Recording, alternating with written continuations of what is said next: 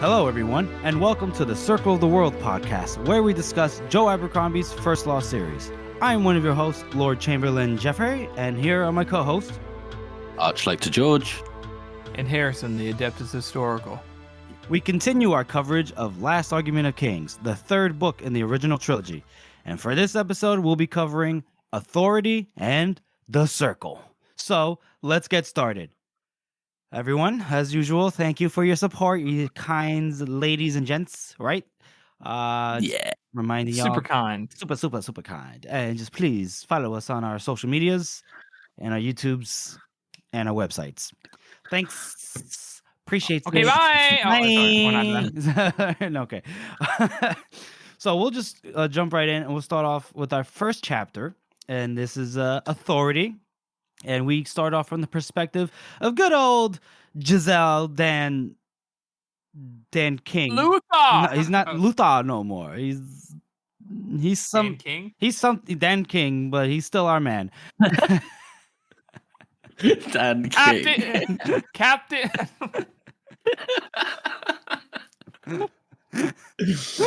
Giselle Dan King, you're my man. Or it's even better. Giselle Dan High King of the Union, His August Majesty, Protector of Westport. And I was gonna do the whole title. You should do like Lord Protector of the Seven Realms or whatever. Yeah. And he's in the midst of a close council meeting with his. Well, who else but his close counsel, Baez is president, and he's not getting the best news right now. Lord Marshal Varuz is basically, hey, so yeah, the Gurkish have invaded, as we know, and they are cutting us off. They have a blockade up and going. A third of our population in Adjua has already left. And the people are starving because we have no food coming in, no supply of anything. And as you know, the situation is gonna get worse. When the Gurkish, as they get closer to the city, and they currently are getting closer, several miles a day. They're doing very far. Yeah. Several is such a fucking vague word. Right. It could mean like anywhere between like 2 and 10. Right. So. I feel like I've been really slacking because of this game. I'm going to say it once, but not because we're being sponsored, but because I love the game. But I've been so selective in Baldur's Gate. I haven't done this, but I will. I'm sure there's a math calculation that we can put in to determine if they're X amount of miles away, and they're going that many miles a day, and they're 2 weeks. They were originally 2 weeks away from the city.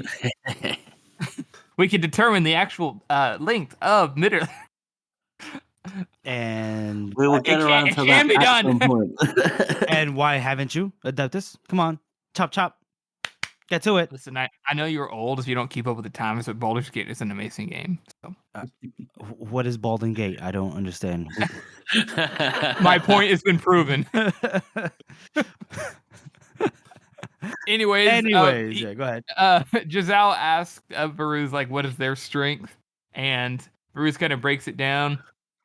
He says that there are about 6,000 King's Own, and then there are Knights Heralds and Knights of the Body that form an elite, like 500, which, by the way, that's like a lot of men for like their elite messengers and like his bodyguards. Like, Giselle has a lot of bodyguards. Yeah, that is a lot of Knights of the Body. It's not like the King's Guard, is it, in Game of Thrones, where there's only 7 of them. Right. No, Knights of the Body is a substantial group, I believe, right? Yeah. They're more like the Secret Service rather than Get down, Mr. King. Unless you're Bremer. Get down, Mr. King. Protect the king. Then there is they have the City Watch, which there's the Grey Watch. There is the Grey Watch, which is I like how this is mentioned this time, and that's it. It's never again.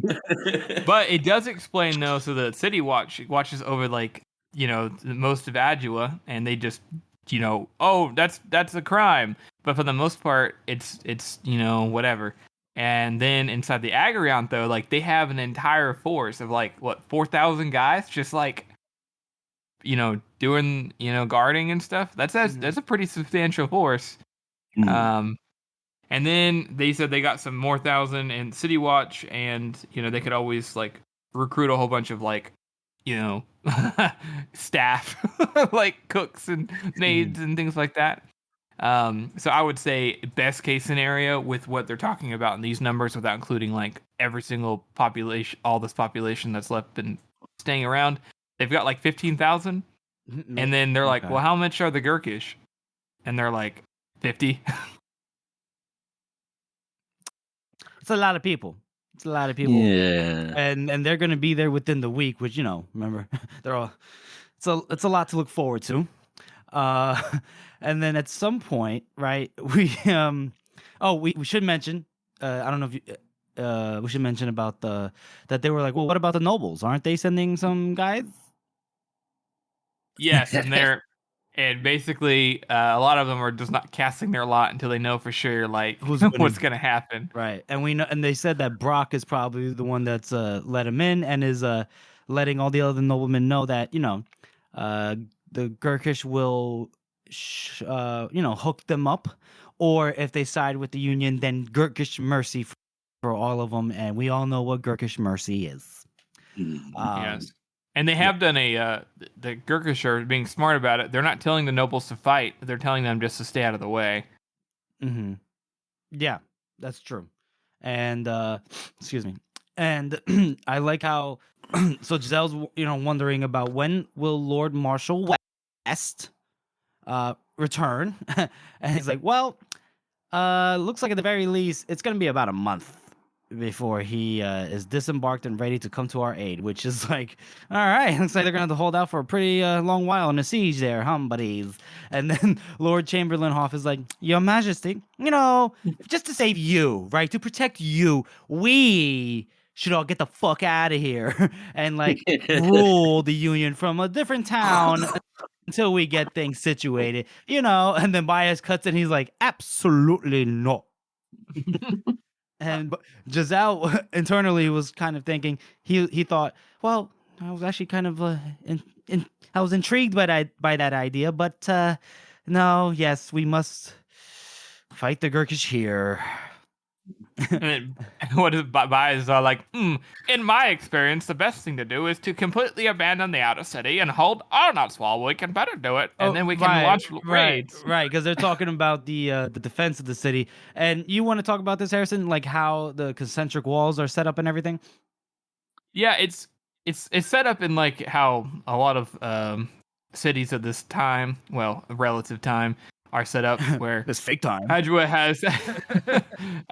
has 3 walls, like a lower, not so great Casimir wall that's on the outside, and then Arnott's wall is much further in, but it's also where like the docks are. It's where like the main commerce of the city is. It's the richer parts of the city, and we kind of learned too with this little thing about the walls. Obviously, they're named after the people who built them. And Casimir was the latest emperor, and his wall is much longer. But also he holds much more poorer part of the city. And then we get to Arnold's wall, and it's a lot nicer. Mm-hmm. And then the Agrion's like it's a completely own thing, and it also shows the growth of the city at the same time.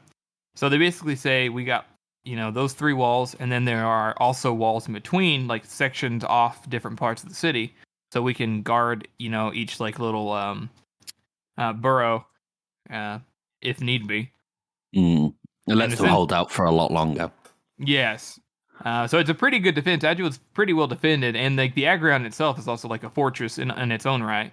Yeah. And Arnold's wall is taller than Casimir's wall. So, but Baez proposes basically like, no, we'll just hold Arnold's wall with our numbers, and then we can to do some raids into the lower city, and it's not a big deal. Like, who cares? It's just a lower city. Who cares about them? Giselle goes, no, thank you, sir.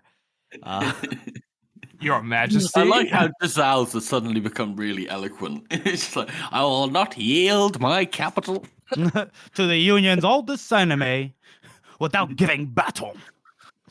He's starting to grow into this role as being king, even if it's only just like in words. But Giselle actually gets like this all the time, and anytime he starts to be he's really good with his words, especially if he's all like hyped up.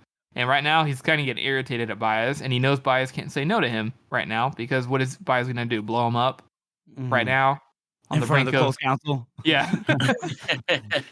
Although I wouldn't put it past Baez though, to be honest. Yeah. He just walks out, and like the guards outside are like, "What the fuck happened in there?" And that was an eater, and I managed to kill him before he got me. Roll persuasion. Oh, by the way, I'm in charge now. I am the king. Well, so yeah, he Giselle basically says no, we're gonna defend as much of the city as possible, and Varuz looks at Hoff, and Hoff is like, yeah, of course, Your Majesty, we'll do that. And it's just a little bit. It's a little bit of an uncomfortable silence. They're all like thinking that Baez is gonna like snap. Like, no. and then Giselle's even feeling like that whole like quiet displeasure that emanates off of Baez, and he goes, so how about my inquisition there, huh, Salt buddy there, buddy? What do you have anything to add to the discourse? And of course, Your Majesty. Yes, the Gurkish love of intrigue is well known, and they're already making arrests and interviewing some people, and some people have already confessed. And Morovia jumps in, and he's like, "So we're expected to believe that the Gurkish love intrigue doesn't extend to the hiring of white-skinned agents." Morovia, the SJW of Adjua. He's got a point there. He does. He really does. Jeffrey, I'm afraid you did just defend racism. Those fucking SJWs, isn't it? Those SJWs, those. I love how Salt doesn't even answer the question, though. He's like, we're at war, Morovia. We don't got time for your equality talk. And then Morovia's like, glad they're about freedom. I love how they're still at each other's throats. Like, even at fucking the Gurkish, like, just outside, it's like, damn you, Morovia. Giselle he having an internal monologue of just thinking, like, man, my time at the throne it's gonna be pretty quick. And then bit of a time jump, or a little break. I'm sorry. Yeah, apparently Bremer Dangors felt it important to go and fetch the king. And he didn't know what else to do. So he goes into his bed chambers, and so apparently Queen Therese of Talons and her ladies are packing. They're packing, and they're like, we are out of here because they're returning to Talons. And Giselle says, what are you talking about? You can't go to Talons. A Gurkish army is coming down, and my people are fleeing, and the ones that are here, if they see you leaving, is going to send the wrong message. I cannot allow it. And then the Countess, this bitch, out of nowhere says, Her Majesty is in no way involved. And then she goes, and then he goes, okay, all right, I'll deal with the queen, but I ain't dealing with this bitch. He says, you forget yourself. She goes, it is you who forgets. You forget that you are a bastard son and a scarred one. And then Giselle just pimp slaps her. Pow! Collapsing down. And he hits her and Therese with the I am a king, and in my own palace. I refuse to be spoken to in this manner by a glorified lady's maid. God damn. I see that I have been far too generous with you, and that you've mistaken my generosity for weakness. If any of you, your witches, should desire to depart these troubled shores, I will arrange passage for them, and even pull an oar myself with a light heart. But you, Your Majesty, will be going nowhere. And you heartless brute!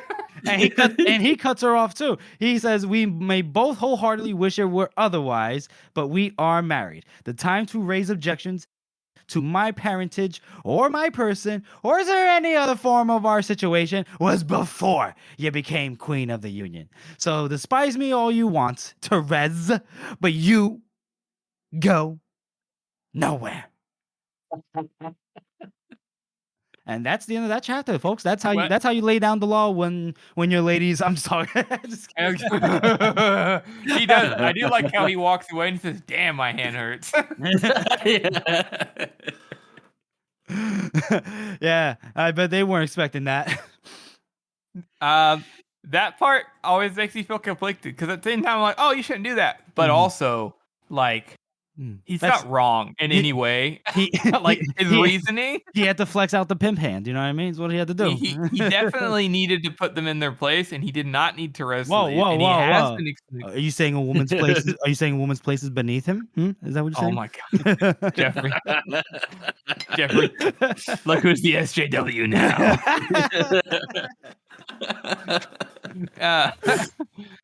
Like he hits her, and maybe he shouldn't have hit her, but they are super brutal to him, all of them, and he's been super nice, and he's been super patient, and he hasn't like done something to Therese, you know. And they're still just treating him like complete shit. And he's like, no, that's enough. He's already amped up because he just told Bias no. He's just on top of the world. He's finally learning that he can be king. And so he does this thing. And maybe not the best way, but oh my God, it's so satisfying. Yeah. To see him be like, I am the king. You do not fuck with me. Yeah, especially do not fuck with me, Therese. And I don't even know who Countess Shalir is. Like, who the fuck is she to come run up on him like that? Well, he's a bastard. Yeah, and a scarred one at that. I was like, bitch, we face shaming now? We scar shaming? What's going on here? So that's the end of that chapter. Shalir got her just desserts, I guess you could say. I don't know. We at the Circle of the World podcast do not condone domestic violence. Anywho, what do you guys rate that chapter? What do you rate it, Jeff? Give it a 3 out of 9. It's pretty short. You know, it's like almost a stopgap, I guess. You know, a bit of a break, you know, and from like what's going on in the northern storylines. But also just kind of keep us surprised, like, oh, the Gurkish are coming. And we see Giselle slap a lady, and that's about it. Didn't hear a number in there. I said 3 out of 9. Oh, did you? Oh, yeah.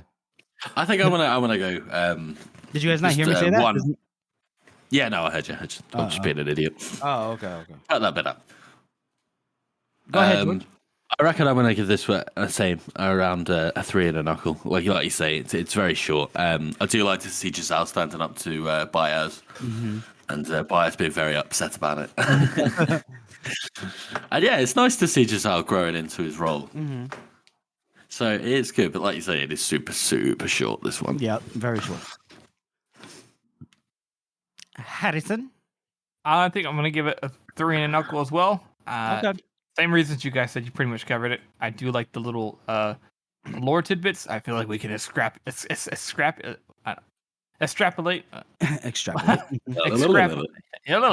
We can get more out of that and try to figure some things out for the lore. But other than that, it's nice to see Giselle kind of growing into his role a little bit.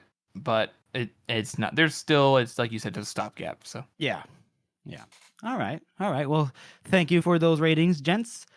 Georgie, you want to take us through the best meme of the week? Yep. So we've got Tamil Boar again. He's single-handedly keeping that House of the Meme Maker page propped up. Well, there's like 4 or 5 people that are consistently posting, and every single day I go on there, and it's always something to giggle at. So this is there's no spoilers for this one, which is great, but it's the meme from Office Space. It's like, if you guys could stop asking if the standalones are necessary, that would be great. Which is great because that ties into what we were talking about last week with the region order and stuff. So yes, definitely, you should definitely read the standalones if anybody was confused. Always. So thank you very much, Tamabor, again. Appreciates it. Alrighty. So now we will move on to our second and final chapter read through, The Circle. Oh boy, what a hell of a chapter this one is. Oh boy, here we go, ladies and gentlemen. You were saying, Harrison, earlier, it's literally 1/20th of the book, or at least of the audiobook. Yeah, it's a long one, and it's a doozy. Because, ladies and gentlemen, this is the throwdown and the hoedown. The brawl to win them all. I had another one. Fuck. How about... In the blue corner, we have Fenris the Feared. Oh, why? Because he's written in blue, huh? That's exactly right. And the Bloody Nine is in the red corner for exactly the reason you think he should be in the red corner. Oh, it was great. All right, so we start off this chapter from the perspective of Lord Marshal West. He's walking with Pike and Jallenhorn, and I guess it's prior to sunrise. It's still kind of dark, I guess. I believe the proper term is pre-sunrise. Prior to the sunrise. Pre-sunrise. Why don't you get out of here with your pre-pubescent self, huh? You child. Anyway, rude. She got really personal there. Fucking hell. Harrison, I love you. So, they look at the area where they cut out. They use some shears to cut down the grass for the circle. Jallenhorn remarks that it's a barbaric custom. Pike is like, really? I actually was thinking it's a civilized one, because he believes that you can solve or decide a war or an issue with just one man killed, and save thousands of lives. Why not? Which Pike is one of the most subtly consistent characters in the whole series, and I love it so much. Yeah, he pretty much is. It's such a good he's a pragmatist at heart for sure. Yeah, and a utilitarianist. Mm-hmm. And then if Jallenhorn's like, but what if Nine Fingers loses? Then Wesley goes, I guess we just gotta let Bethard go free. And Jallenhorn goes, well, but he killed so many men. He needs to get what he deserves. He deserves to be punished. And West goes, well, people rarely get what they deserve. And he thinks about Prince Ladislaw. He's like, all right, let's keep walking, fellas. PTSD. And then he sees someone sitting by himself, by his lonesome self, and he's like, "Oh, guys, I'll catch up with you." He walks over, and it's Nine Fingers. And Nine Fingers, yeah, go on, don't you sit next to me? It's okay. And it basically a little conversation about if Nine Fingers is ready. He's done it 10 times, and he's never really been ready. So he goes. So then Wes basically asks him, okay, so what? How does this work? Like, what happens? And he tells him that they mark out the circle, and around the edge, men stand with shields, half from one side and half from the other side, and then they make sure no one leaves until it's settled. So 2 men come in. The one that dies is the loser, and unless one of them decides to be merciful, which in this case doesn't really look like it's gonna happen. And West asks him, like, what do you fight with? And Logan answers that each fighter brings something into the circle, could be anything, and then somebody spins a shield, and the winner of the spin picks the weapon that he wants. So, for example, when he fought Shaman Heartless, he killed him with his own sword, and he brought a spear to fight Harding Grim, and Grim stabbed him in the gut with that spear. So, there you go. Yeah, and then what's up? I'm just laughing. Oh, okay. And then Logan asks West for a favor, and that would West and some of the Union boys hold shields for him, because he's not entirely too sure that Logan's side doesn't necessarily hate Logan more than they hate Bethard at this point. So, I wonder why they would think that. Oh, totally unfounded issues that that beef is one-sided apparently. And then Wes says, okay, yeah, we'll do it, no worries. And then Logan asks him if he reckons that a man has to pay for the things he's done. And then Wes kind of looks up real quick. He's like, fuck, he knows about Ladislaw. He's on to me. Artie, Ladislaw, everything. And then he goes, oh no, wait. He's talking about himself. I love it so much. Like, instead of it just being like a normal bland, like, oh, let me think about what I've been through. Do I deserve it? He just immediately goes to, oh my God, he's on to me. He knows. Oh, what a guilty conscience Wes has. And so then, there's not really an answer to that question. He goes, maybe, not sure. whatever. And they just kind of just watch the sunrise, and we get a little bit of a break, and we are with Dogman, Dow, and Grim. Dow's like, "Come on, Chief, let's hurry, fuck, let's go." And Dogman's like, I'll say when, goddammit, I'll say when. All right, it's too light. We need to wait for get a little bit like darker, I guess, like the moon to drop or something. And Dogman, Dow just says, "Man, fuck that," and he just runs. Good old Dow, not waiting for the signal as usual. Yeah. So he runs. He's running towards the walls of Carleon. So I guess it's still dark enough where there's like some cover. And Dow, Dogman and Grim are like, "Jesus Christ!" And then Dow makes it. He makes it to the bottom of the wall. He's good, because the wall, it projects shadows, all that jazz. Fine. So then Dogman and Grim are like, "Fuck it, time." Right. So we start running. They start running. Grim has the longer legs. He starts pulling away. Dogman's getting close, and then he twists his ankle. Typical Dogman maneuver. Always just fucking busting his ass. And so then he's practically like limping the rest of the way, and he gets to the wall, and then Dow, the sarcastic cunt that he is, and I love it. He like, "Looks like you took a tumble there, Chief." I love that phrase. Like whenever Dow went off, though, whenever he says, "As plain as as plain on the flat grass as a turd on snow."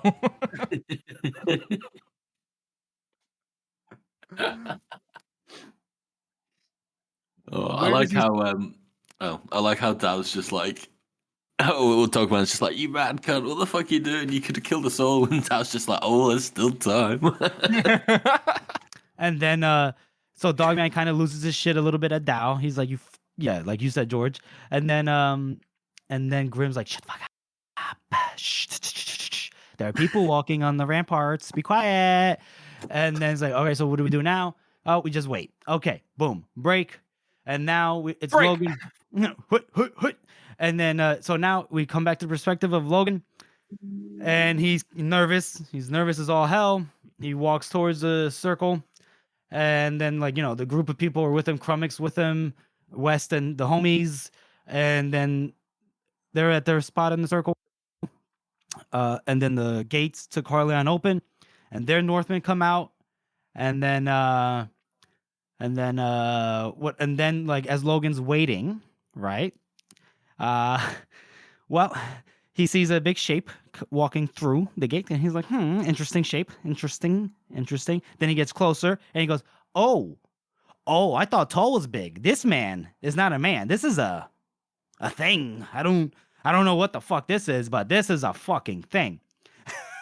So he meets Fenris the Feared for the very first time. And he's How tall do you guys think he is? Well, if tall is a giant, we're thinking like 7 feet, right? Like a basketball player, maybe. I'm thinking. Yeah, tall is probably like 7 feet, maybe 7.5 feet, because there are some tall Northmen. And I think Fenris is like he's got to be 8. like 8 or 9, right? Maybe 9. Yeah, he's actually like inhumanly tall. So he's got to be at least 8 feet tall, at least. Yeah, at the maybe very least. probably 8.5, maybe or something. Yeah. And Jesus, yeah, that's a big motherfucker.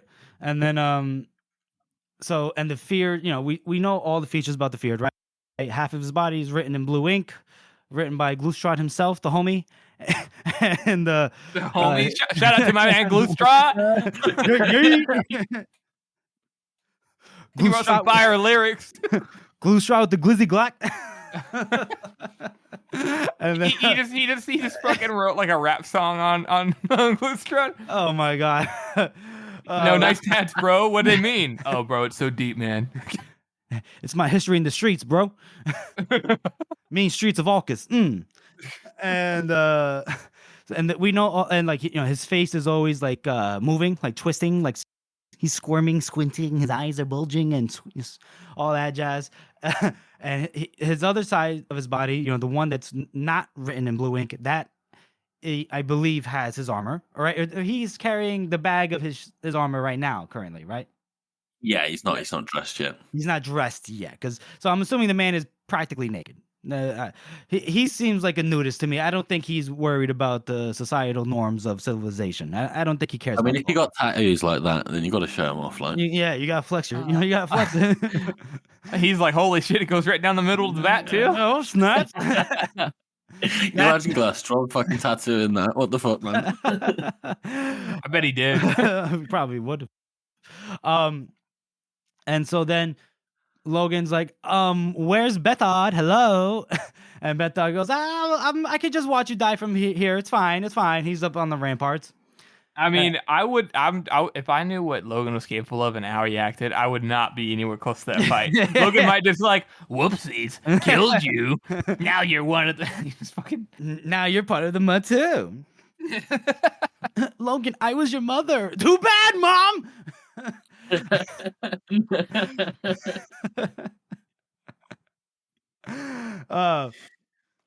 And then so Crummick, he jumps in. He's the announcer. He's the Bruce Buffer, right? Let's get ready to rumble. He goes, we're here to witness the challenge to end the war between Bethard, who's taken to call himself the king of the Northmen, and Furious, who speaks for the Union. If Bethard wins, the siege is lifted and the Union leaves.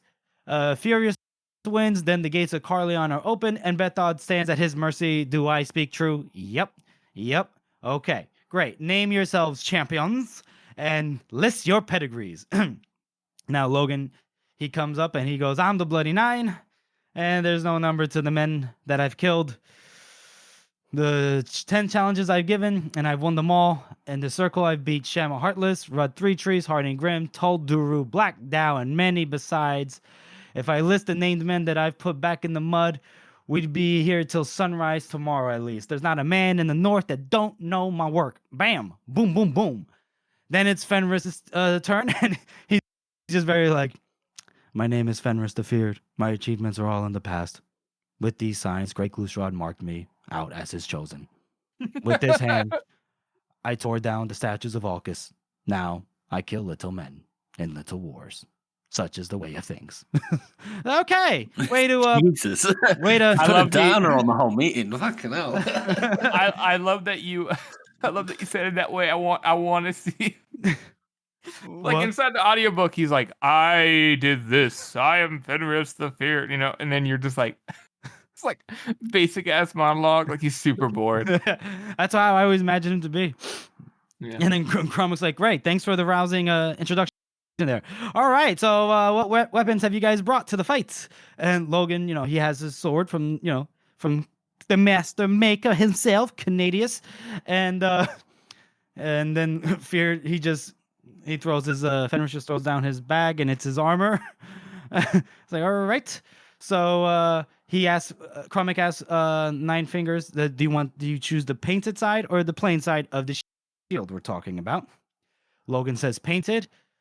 Crummick spins it, and it's plain.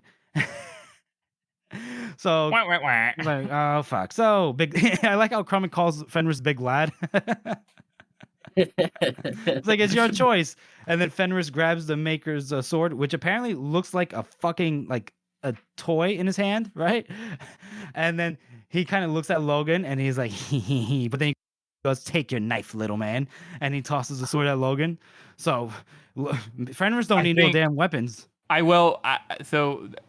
like this little part right here because he like looks at it. He looks at him and his mouth turns into a smile, and then he throws the blade down. But he looked at the blade first because I bet he recognized that shit because Canadius fought with Juvens and Vadesh against Glustrad. So I bet he's seen those weapons before. So I like that he picked it up first and was like, "Oh, Hey, look at you gotta that. be shitting me." He's like, "Well, look at that." Look at that. All right. Let's see if my master's work can stand up to this bullshit ass sword. All right. All right. So then we get a little bit of a break, right? Not a little bit of a break, but another break. We cut over back to Dogman, Dow, and Grim. And now, excuse me.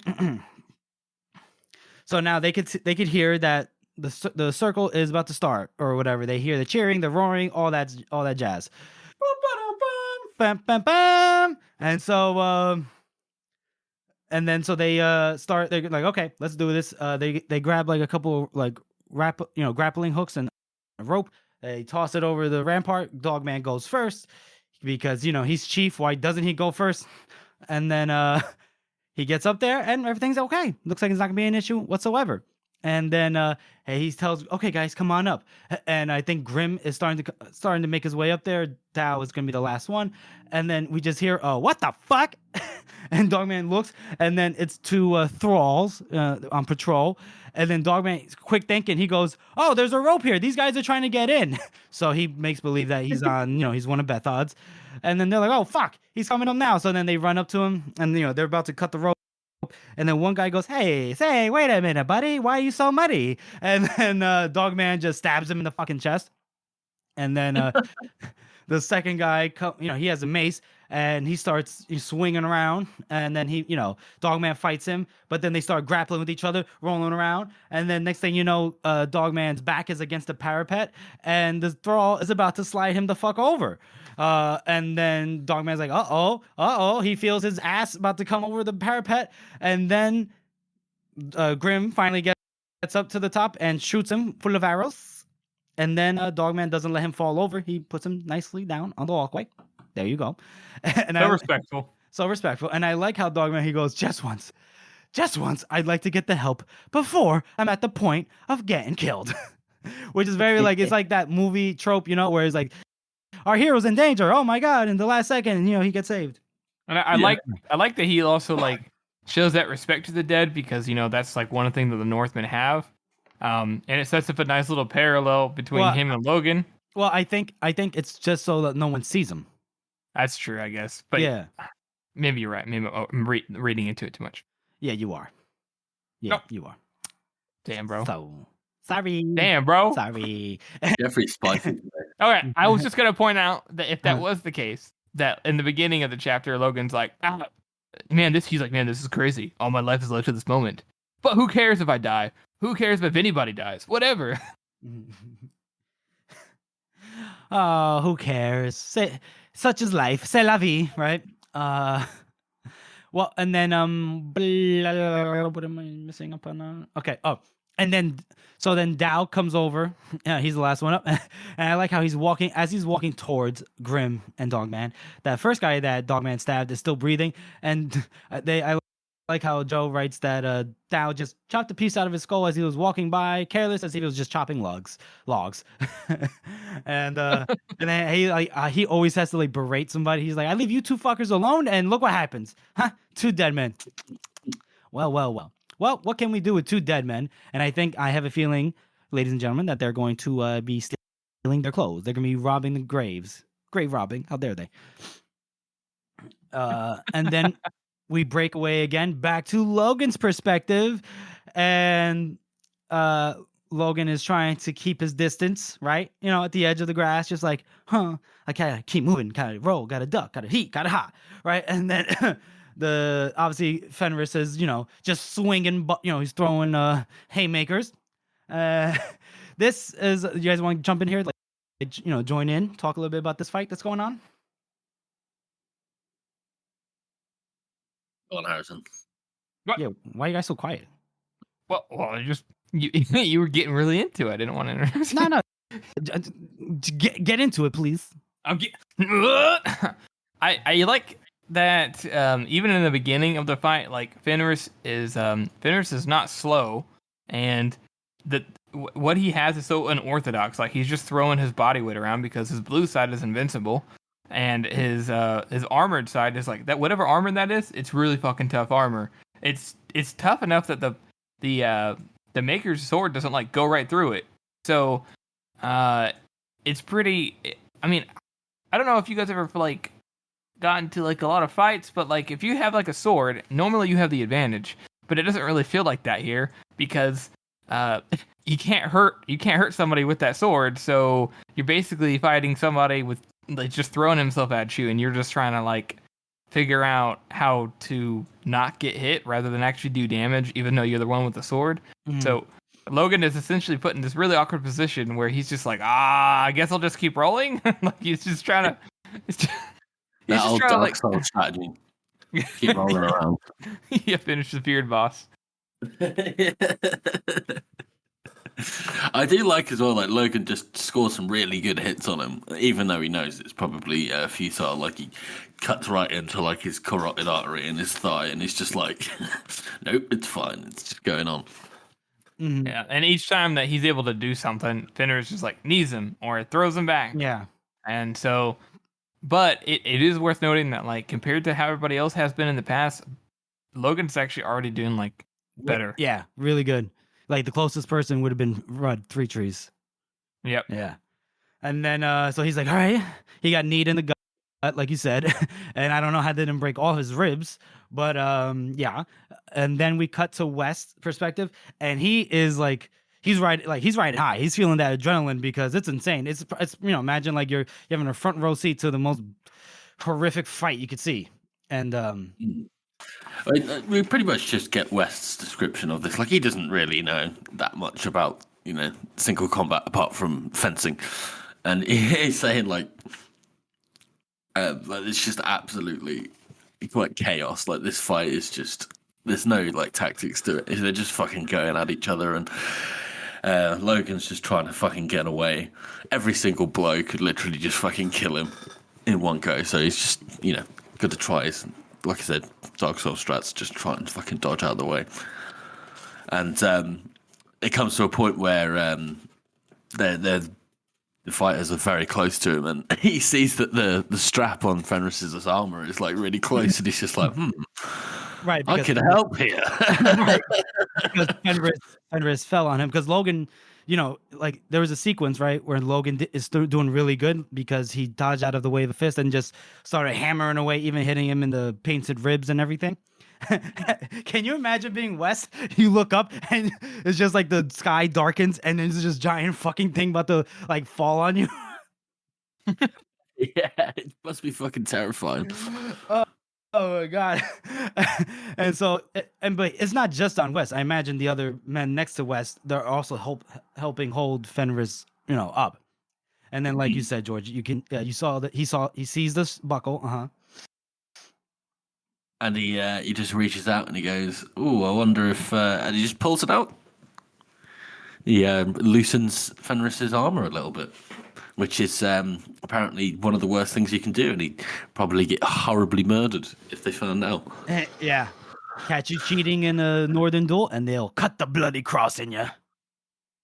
And pull your guts out. But I mean, I think anybody would have done that though. What, like pull the buckle? Yeah, almost anybody would. If you want Logan to win at any means, like yeah, you're doing all you can. Sure. His odds are not looking good. Mm-hmm. Yeah, I mean, it seems like just such a one-sided fight. I mean, surely none of the Northerners are like enjoying this. Like, they seem to really like watching the circle fights. But if it's a foregone conclusion, and it's just like, well, obviously the guy that's twice the fucking size and is invincible. It's hardly fair, is it? Yeah. You could tell, like, even though Bethard is like, yeah, this is my champion, like the mood is like, yeah, this doesn't really seem right. Yeah. We basically kind of just get the continuation of Logan moving around. It's a really, really good fight, and it is. I mean, we could break it down description by description. But essentially, go ahead. Logan is doing his thing to try to do everything he can. He's trying all these different tactics, trying to hit him on the head, trying to like maybe try to get underneath the armor, and he's doing a little bit of damage here or there. But overall, he's getting tired and worn out from having to move so much. And the Fenris is like not having any problems. He is totally fine. Right. And anytime something happens, Fenris is like actually enjoying it more because he's finally having a challenge after all these years. So I mean, it even gets to the point where Logan cuts off his fucking arm and he just picks it back up and just sticks it back on. Fucking hell. And I like, and don't forget, that's the point too. Go ahead, Jeff. Sorry. I was gonna say, don't forget that Logan smashed the sword into his skull, and he just kind of just takes that out of his own skull. Yeah, and then gives it back to him. He gives the sword back to him. He's like, here you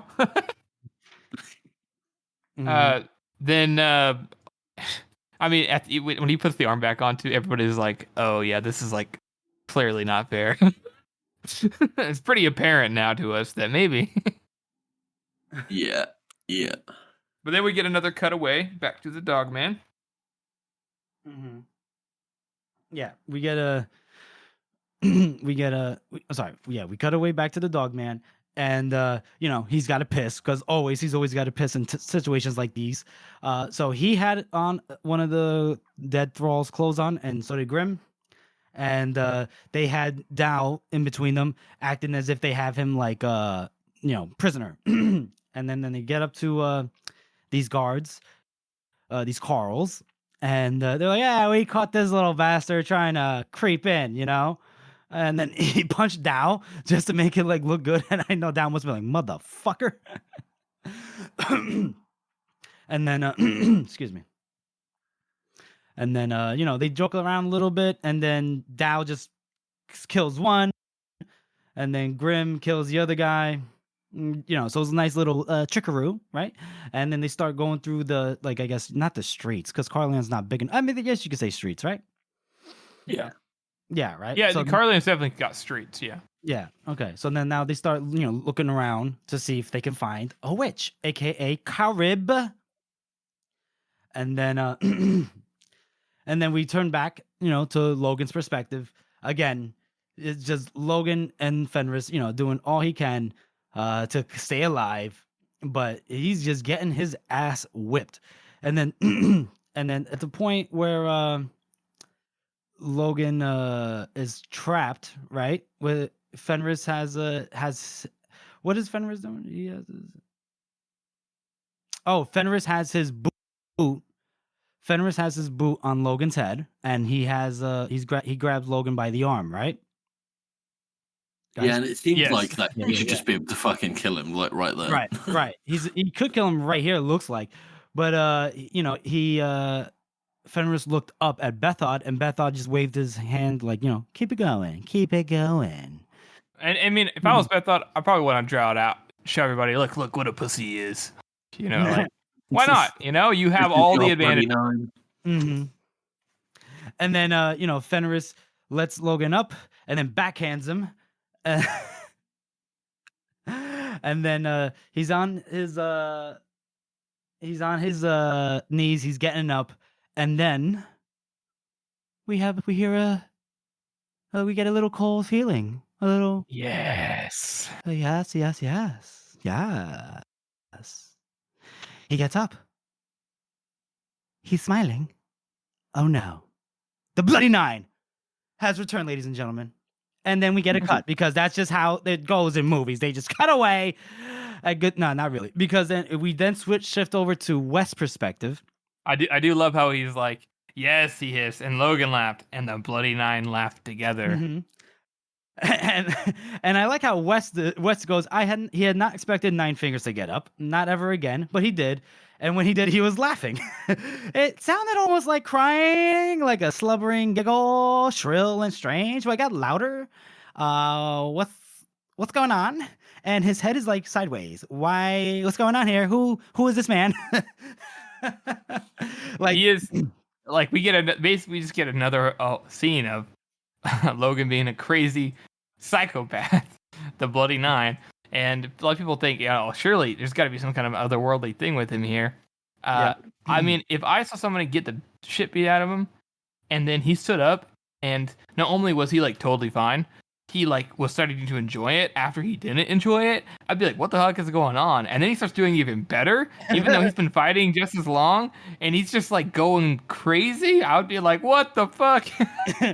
Yeah. And I like this part where even Wes is edging back a little bit, and everyone is too. And the last line of West's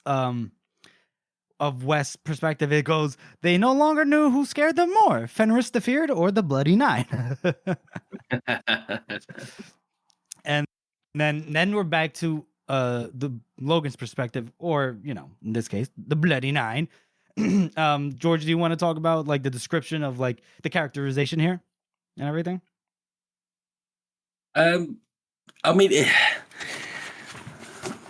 it's strange, isn't it? It changes every single time we get the Bloody Nine's like sort of perspective. Like the first time, it's like sort of nature things, like animals and spirits and things like that. And now it's fire and steam and molten metal in his fist and things like that. And it is interesting that it just depends on the situation. It seems like the Bloody Nine is like extremely animalistic, and he just kind of adapts or thinks about the way he feels at that exact moment. And now the Fenris is like basically by the end of this little segment here of this extremely descriptive, like you should just like read the Bloody Nine stuff. Just the literature part of it is incredible, but he draws Logan in as he's like not doing as well as he thought he should be, so he just starts hugging him and draws him into the. Don't skip a couple of good parts though. Hold on. Like you got to talk about like how the Bloody Nine at at the beginning part, kind of, he's just standing in front of Fenris and he does like the, he's beckoning him. He's like, I'm waiting, and so Fenris is like, oh, this motherfucker's talking shit. Oh, you gonna talk shit to me? And then it gets to the point where he's missing the Bloody Nine, and then he presses Logan presses the attack, right? And he's like, he's doing so well that Fenris at some point moves out of the way. He's like, okay, fuck this. And then Logan, and then Bloody Nine, he kills somebody in this that's holding the shield. His head had burst apart. And then that was the terminology there. And then I think it was what you said is he drew him in, right? Yeah, he draws him into the side of his body that is covered in the spiky metal armor, and so it's like just giving him 1,000 different puncture wounds, or dozens of puncture wounds from his armor, and just starts kind of squeezing him as much as he can. Mm-hmm. But Logan's not done yet. Right. And right before he gets him into the bear hug, I think we should know, because I just realized that there was a point where the Bloody Nine raises a sword and actually penetrates the armor, right? Yeah. Probably because it's Canadia's sword. Right. And then but it doesn't necessarily say where where it cut him. Right? It doesn't say it trickles from his face and from his back and from a gash in his armor.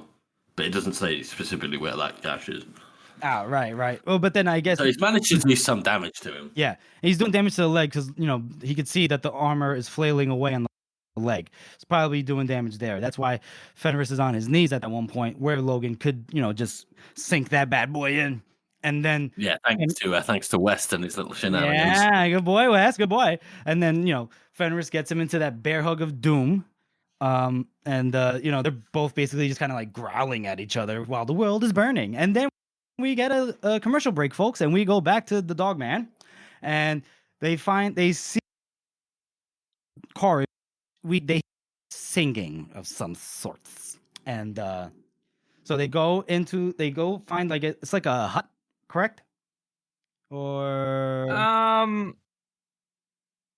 it's like almost obviously like Earth space, right? No, they're in Scarling's Hill, whatever, right? She's like underneath something. She's like her room or like something. a little dungeon or something somewhere.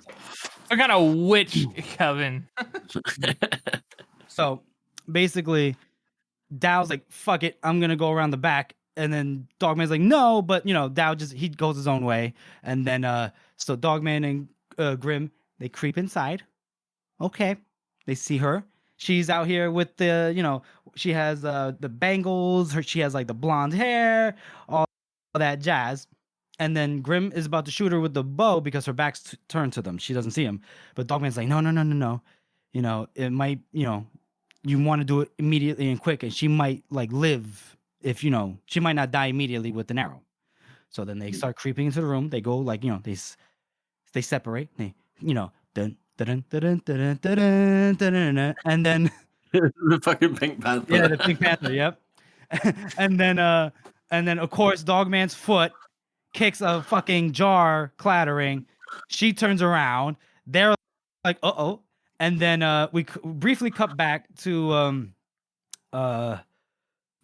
But we briefly cut back to whatchamacallit, to Bloody Nine and Fenris, and they're still in the bear hug, and still struggling, even though for all his mad rage and all that stuff, still struggling to get out of it. But there's just a little bit of a like A release of tension. because he's still trying, and now Fenris is like kind of like struggling with the effort, like if he's suddenly weakened, which means that because Karib is probably distracted, she's not doing that chant of like giving him all the She's not powering him up. He's basically it seems like Glustrad's power, it comes from the fact that his left side is covered in blue tattoos, so he's invincible, and his right side, he's already a strong big bastard, but he's not like insanely strong. He's just for his size, he's that strong. But obviously Karib has been boosting him to the point to where he's even stronger and even more invulnerable whenever she's powering him up. So now he's getting more like normal big man strength rather than Superman strength. Right, exactly. Which is weird, because you think that, you wouldn't need to do that, but it seems like Bethard likes to have his little contingency plans. Oh, you know it. You know it. And then we cut right back to Dogman, and he jumps, he springs forward at her, ready to stab her, but she's just stop. And it's a nice seductive voice. You remember from the first book, ladies and gentlemen, how Logan almost, he was like, oh, I like this voice. And so now Dogman is like, ooh, well, I mean, I'm sorry. I don't want to. No. And then and then Grimm's under the spell too. And who wants to who mentioned it earlier before we started recording? When she's like, Grimm throws away his phone. It's like, Ew. As if he suddenly realised he had a turd in his hand. It's the second time we've had the word turd in this channel. Yeah.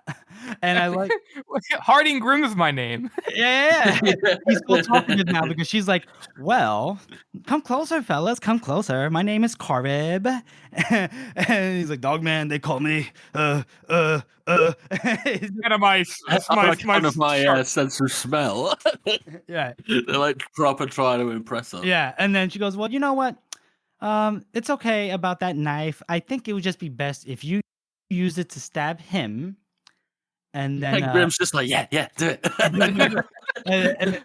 and then Dogman's like, okay. And he goes, is there anywhere you like him stab specifically? I love that she's probably like annoyed by that. She's like, oh my god. She's like, in the heart will be just fine. Yes, okay. And he's like, right, okay.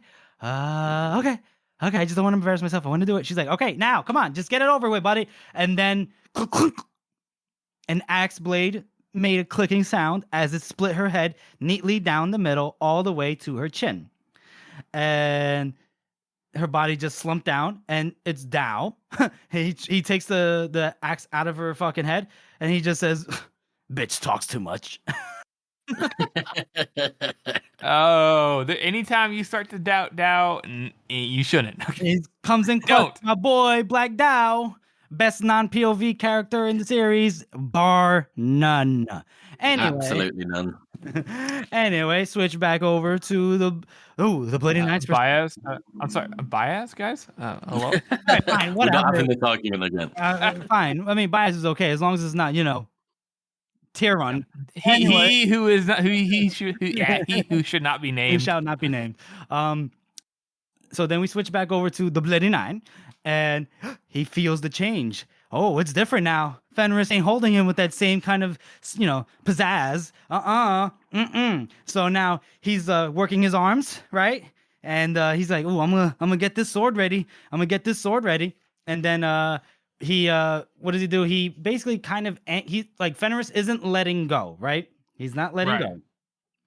But he fucking bites him.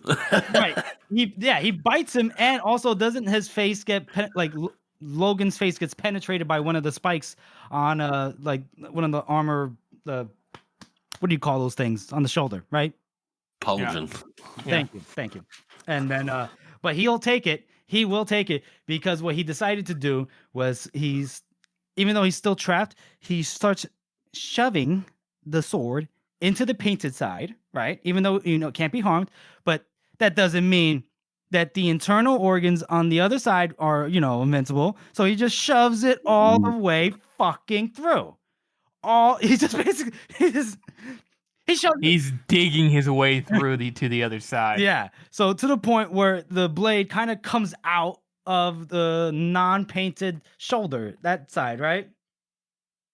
Oh, damn. That's fucking gory as fuck. Yeah, and he's doing it, slowly too, because even Glushaw's like, "What the fuck? Stop it! Stop it!" The Period is so used to just punching someone and then being dead, and he's so used to Kara powering him up, especially since he's been awoken. Yeah. That like now that he doesn't have it, he probably doesn't even realize that Kara isn't there. He's probably expecting any minute now he's gonna get powered back up. He's probably thinking, "Oh, I can't knock this guy out, so I'll just fucking squeeze him to death." Oh shit. Wait a minute. Ow. Oh, fuck. Yeah. And you got to bear in mind as well, like, this must have happened, like, over just the course of a few seconds. Yeah. Because there's no way that he's going to realize that this is happening and then just, like, let it happen. Mm-hmm. No, it's very true. Yeah, because it isn't going to take, like, an eternity. And then, basically, Fenris kind of... steps backwards, totters, and then patters, and then he dies, and then Logan is just like woozy, and then we hear a voice spoken softly. By the dead, I never thought you'd do it. And then it's obviously Bethod, and now I feel like we should say, like, we should not reenact, but repeat what Bethod says as Logan makes his way, stumbling, by the way, to Bethod. George, you want to take it? You're British. You have the accent. I can't be asked, Jeff. Sorry. What'd you say? I can't be asked. Basically, Bethod's like... Harrison, go ahead. Say what Bethod says. At first he says, "Never thought you could do it, but when it comes to killing, there's no man better. No man worse. I've always said so." And as Logan like keeps walking his way up, and he's like all achy, he's like just gonna go straight to Bethod, but even Bethod's jabs are getting to him, because now he says, "But I get the laugh, hey, Bloody Nine. You're nothing but leaves on the water. Anywhere the rain washes you," which is so great, because that means, like, again, Bethod knows him better than anybody else, and he didn't even mention that to him recently, and he still is like, "Oh, yep, that's it." And then Logan comes up to him. He's working his way on. He's almost up to the top. He says, "You'll never be anything. You'll never have anything. You'll never make anything but corpses." And now he's up on the roof, up on the battlements, and the name men are getting out of Logan's way like, "Fuck this, I'm not fucking with that guy." He says, "You're made of death, Bloody Nine. You're made of..." And then Logan punches him in the face, and he like just almost knocks him out first thing. Then he keels him over, grabs his head, and just starts ramming it into the stones. Die! Die! Die, you fucker! And eventually, not very long in, Bethod has most certainly got his brain smashed to pieces. And then, as he's most definitely probably dead by this point, he'd go ahead and ends it off by just throwing it off the top of the parapet. And then down at the bottom, Crummy Fail like, "Oh, there's Bethod." Then he looks up at Logan and is like, "Oh, what? Looky there, the Bloody Nine, King of the Northmen." I like. My God! Go ahead, Harrison. I'm liking this. And Logan's just like, he's like, "Man, I'm really tired." And then somebody else is like, "The King of the Northmen," and Logan's like, "No," but no one heard him. And he's just trying. He's sitting there trying not to even fall, and he can't even like deny it. And then they're all saying, "The Bloody Nine, King of the Northmen." And Pale as Snow was down on one knee beside him, even though like Bethod's blood was everywhere. And Pale as Snow is one of his closest.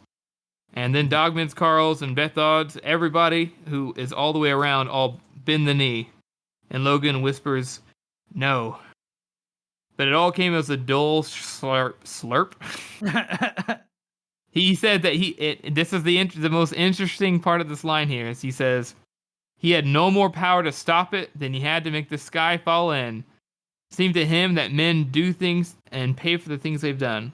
all right, but sometimes the payment isn't what they expected. Mm-hmm. The Bloody Nine, Crummick roared again. King of the Northmen. And ladies and gentlemen, that's how we end the circle. With fucking Now we have- Logan, Nine Fingers being goddamn king of the Northmen. Yeah. Now we have 2 kings in the main character list. Yeah. And I like how it's Crummicky Fail, the fucking outsider, the Hillman, the crazy Hillman, the one that all the Northmen are like, that guy's crazy. He goes, yeah, that guy's a king. And everyone's like, yep, totally checks out. Yep, works for me. It seems like the Hillmen have like a grasp on like the traditions. Yeah. So like when they say something, everyone's like, "Well, the Hillman said it, so it must be true." Yeah. And to be fair, I think they're just been wrong. they're very spiritual. Yeah. Although I will say, I thought, correct me if I'm wrong, Harrison, but I thought Custom was like, okay, since Logan was the champion, right? Like for Bethod, right? When he fought for Bethod in those, the circle in the duels, no one ever crowned Logan the new chief over Bethod, right? Bethod still, it was his victories essentially. Why, in this case, wouldn't it have been the Dogman that would have been king, crowned king? Exactly right, Jeff. Well- that is an excellent question. Well, it's not really because it's not the duel itself, is it? It's after the duel. Like he's taken him prisoner and then he just kills him. Right. Right, but I'm saying why does Logan get the accolade of being king of the Northmen? It should be, since Dogman's chief now, it should be Dogman. So the reason why is because Crumpet Crumpet failed. Crumpet. Grummick is definitely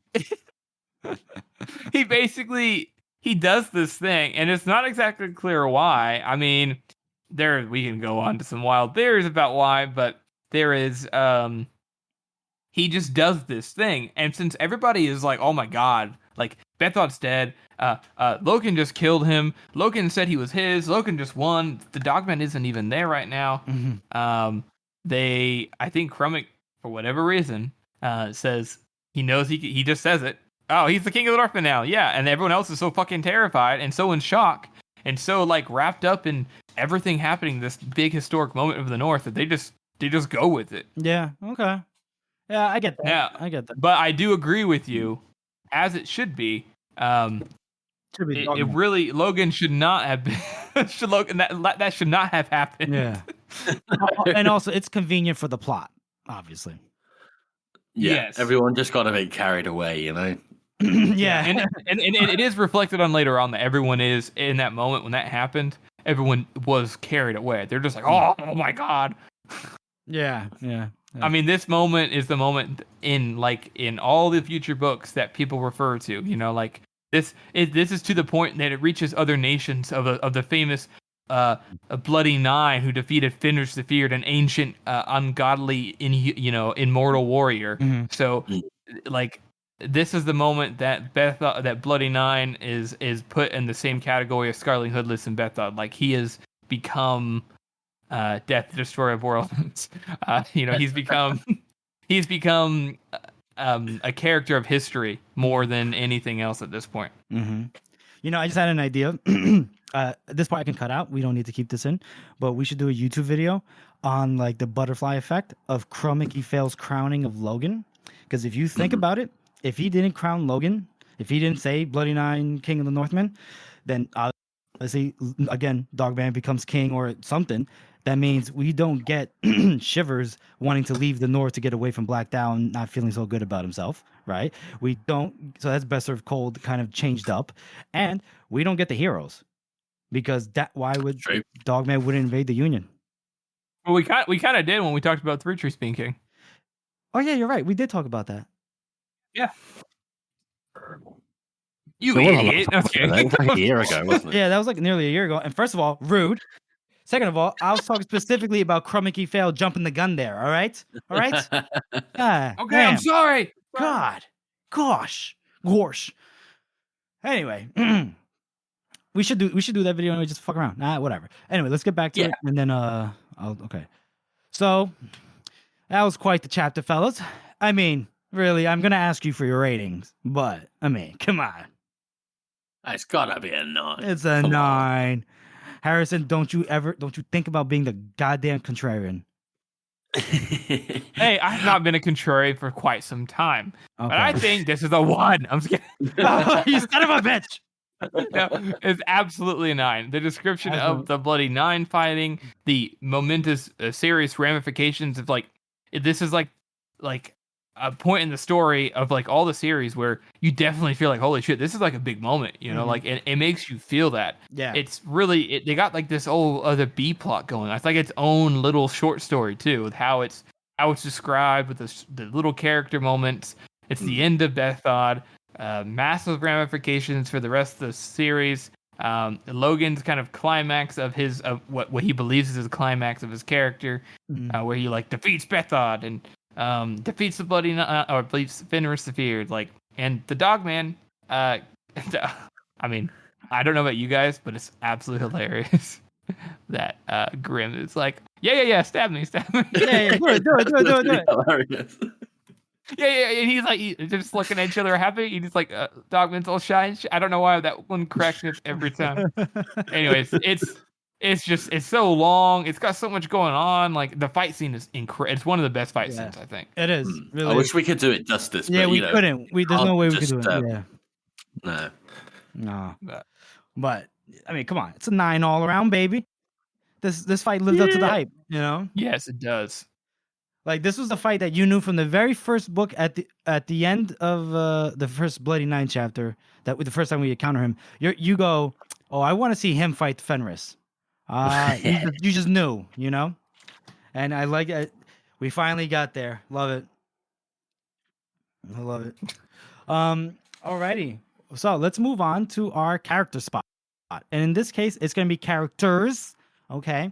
It's only appropriate that we will be talking about Fenris the Feared and Korib. Take it away. Yeah, it's we doing both of them because neither one of them is like really hardcore definitive characters. They just have they're definitely characters in the story, but they're probably some of the least fleshed out. Yeah. I mean, think about Bethod had like 2 chapters that 3 chapters the entire trilogy that he says things in, and he feels like this crazy, like, you know, like, oh my god, and he's such a good character. Whereas, you know, Fenris is pretty one note. He's like, yeah, I'm a bad guy. But I do like how essentially I do like how there is a certain amount of pride with Fenris, and he's like, yeah, I'm fighting in little men's wars. This is all pointless. I'm just doing my thing, whatever. And it's just like proper nihilistic. Yeah, I guess I'll fight if you know, if you want me to. I mean, and it kind of works too. Like I think like a lot of times a character like that can be misused in the story, and I think he works just really well in this instance. Like he's like the big bag henchman, and why is he so powerful? Because he's from an old time. Why does he not do it himself? Because he just doesn't care. He's so done. Like he probably didn't even want to be woken up. He probably was just chilling under a rock for like he was. Yeah. And then Kara, you know, not much to say about her. Her powers are very interesting.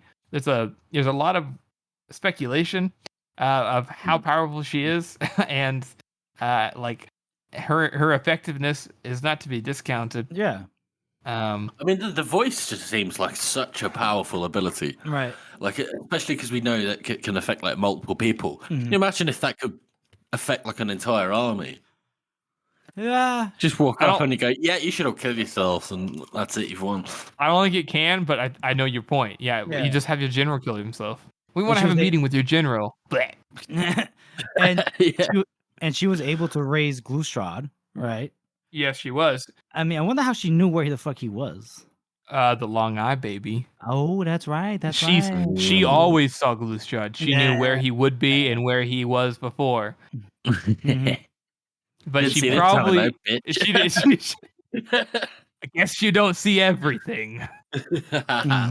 Oh. So but in Karev is I like that she is like this unknown factor who's just a powerful ass, sorcerer or long eye wielder. Yeah. But she doesn't really have much character, to be honest. Right. We don't know any of her motivations, no nothing. We just know she's helping Bethod. That's it. Yeah. I wonder what Bethod offered her. He's like, hey, baby, I'll give you some monies or I'll give you something. I don't know. But yeah. Rest in peace. Unless you guys want to say, George, you want to say anything else about Fenris or Karib? Yeah. Rest in peace. Jesus. Rest in pieces, Karib. Yes, she's No, totally resting in peace. I mean, you guys put it super well, but I think, like you say, Harrison, like they are kind of one note. They're kind of just extensions of Bethod Yeah. and Bethod's will. So, as characters, they don't really bring much, but That's true. they're probably the two most like supernatural characters, apart from possibly Baez Yeah. Baez and the Eaters. and the Eaters. Yeah, well, it's just it's a bit strange, isn't it? Yeah. I guess the only other character that has this like I am a powerful sorcerer is like Mamoon. We'll see soon. Yeah. That's true. That's our show, everyone. We want to thank you all for listening and supporting this podcast. As you know, this is a passion project for the three of us, and your support really does mean a lot to us. Join us next time as we cover The Greater Good and Scarling's Chair. And make sure you follow us on social media. We're on Instagram, we're on Twitter, and we have a website. It's circleoftheworld.com. And if you haven't already, please subscribe to our podcast on Apple Podcasts, Spotify, Google Podcasts, or any podcast app that you use. And please make sure to rate and review this podcast. Thank you all again for listening. Now I kill little men in little wars.